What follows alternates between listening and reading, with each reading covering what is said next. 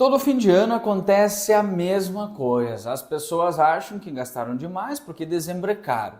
Mas o problema não é exatamente o mês, é a decisão econômica que se repete todo ano.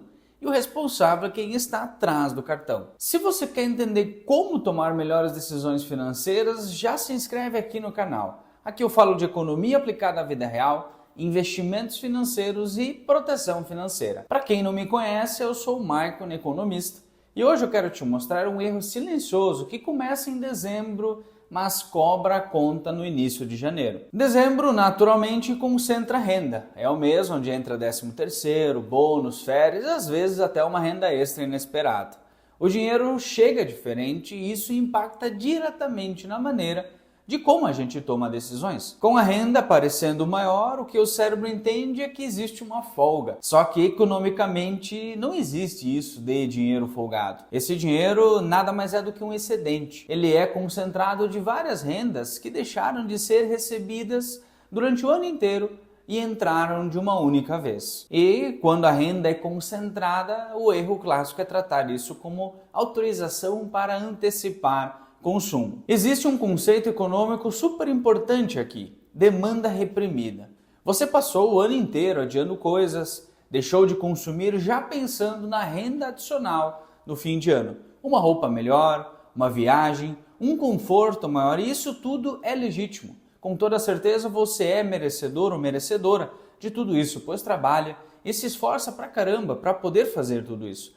Mas o problema começa quando você começa a utilizar o 13º para antecipar tudo de uma única vez. Você traz para dezembro o consumo que deveria estar diluído ao longo do ano seguinte. E em economia a gente chama isso de antecipação de consumo. Já não funciona muito bem em cenários de juros baixos. E em cenários de juros altos, então vira um erro caríssimo.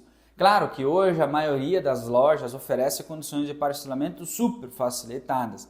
10, 12, 15, 24 vezes sem juros no cartão. Mas cuidado, você vai empilhando inúmeras parcelas que parecem inofensivas e quando percebe já não consegue mais pagar a fatura do cartão. Ou entra o salário todo para o pagamento da fatura.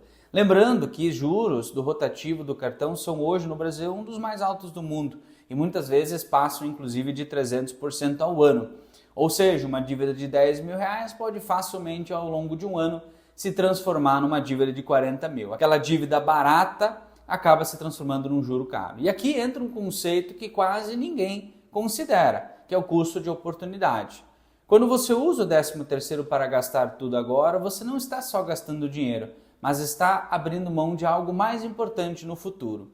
Abrindo mão de liquidez, que poderia ser utilizada para aproveitar oportunidades, inclusive nos negócios. Abrindo mão de reserva. Aqui será extremamente útil em emergências de saúde, de consertar o carro ou alguma emergência familiar. Está abrindo mão de investir com calma. Nem tudo que reluz é ouro. Não saia investindo naquilo que é modinha ou naquilo que todo mundo está investindo. O que faz sentido para o seu colega ou para o seu amigo não necessariamente faz sentido para você.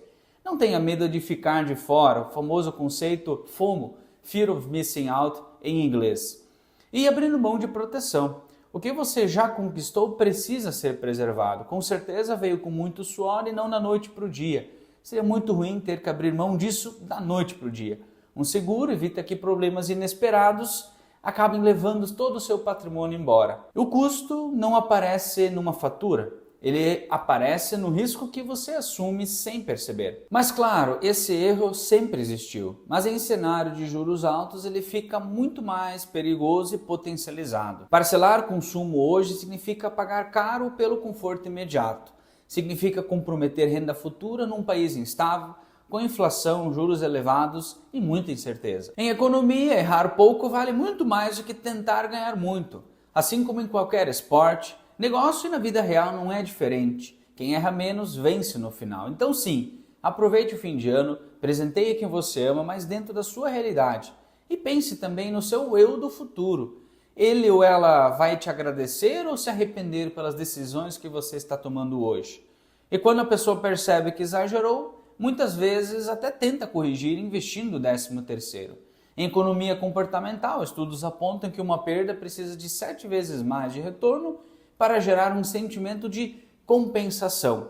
Só que aí comete outro erro. investe dinheiro de curto prazo como se fosse de longo prazo. Primeiro, investe sem objetivo, investe em qualquer coisa que deu certo no passado ou que está na moda e o amigo indicou. Precisa do dinheiro, surge um imprevisto inesperado, um problema de saúde ou um gasto familiar inesperado e precisa de liquidez. Aí resgata mal. A maioria dos investimentos em renda fixa tem imposto regressivo, ou seja, quanto menos tempo aplicado, mais imposto paga.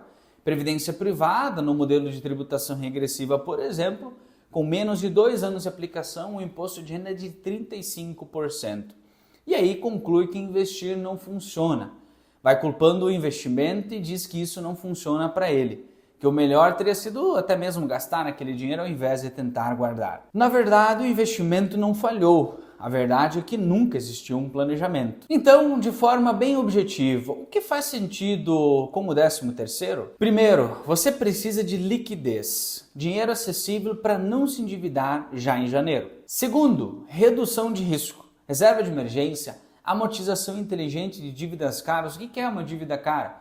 É uma dívida que custa mais caro do que você conseguiria de retorno com os seus investimentos. E lógico, previsibilidade. Terceiro, agora sim você pode pensar em investimento. E mesmo assim respeitando prazo, cenário econômico e objetivos.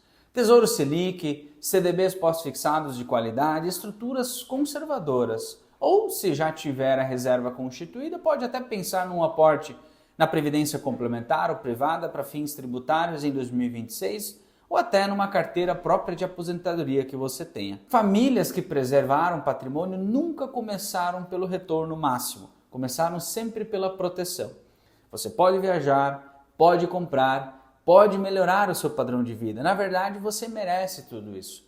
Mas quando isso é feito com organização financeira, você faz sem destruir a sua reserva, sem investimentos de longo prazo e sem abrir mão da sua tranquilidade. Então, se você quiser entender como todas essas decisões se aplicam exatamente ao seu caso, eu deixei aqui um link na descrição e também lá na bio. Ali você pode agendar uma conversa comigo para analisar o seu cenário com bastante calma. Para finalizar, dinheiro concentrado exige cabeça fria. Economia bem aplicada sempre evita arrependimento. Um forte abraço e até a próxima!